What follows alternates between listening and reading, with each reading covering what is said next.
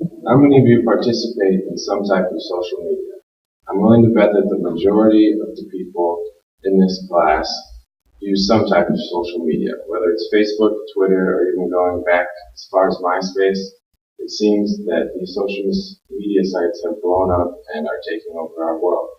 But is this new way of talking and advertising to people good or bad? In my opinion, social networking has many negative effects on our society. One being that social networking has a negative effect on adolescent development.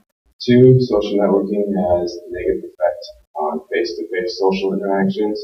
And three, social networking has a negative effect on personal privacy.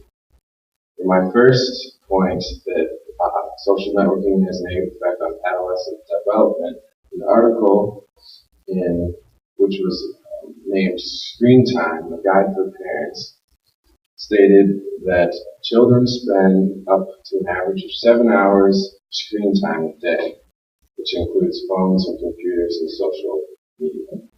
Studies show that excessive media can lead to attention problems, along with school difficulties, sleep and eating disorders, and even obesity. Elementary students who use more screen time usually have more emotional, social, and attention problems. And excessive media use leaves less time for active creative play. An article posted in Health Science Journal by Dr. Odell says that when using excessive media, increasing concerns of negative consequences for adolescents' well-being include personality problems, anxiety, stress, self-esteem problems, depression, loneliness, and shyness.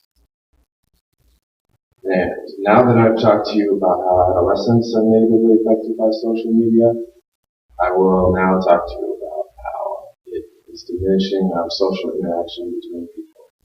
Too many people resort to texting and instant messaging people instead of old-fashioned phone calls or just talking face-to-face.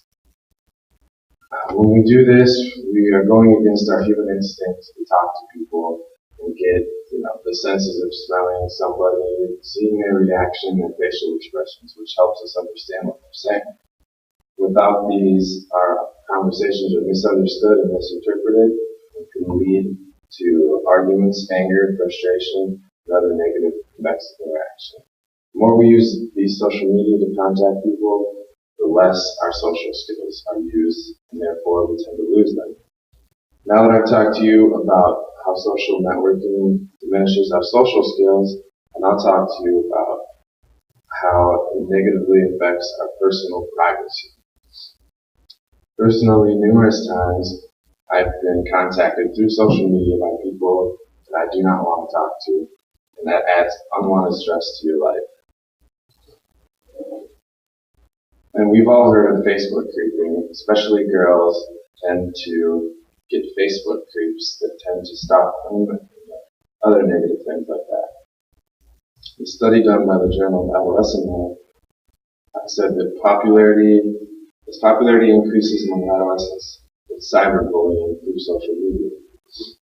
And a study done by Kowski and Limber said that from a pool of middle schoolers, 22% said they were involved in cyberbullying.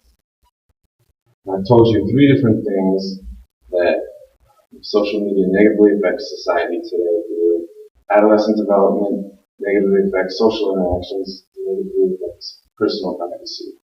I hope that as you log on to your social media the next time, you think of these 3 reasons and you try to avoid the consequences that come from too much social media, and we need to stick to more face-to-face conversations.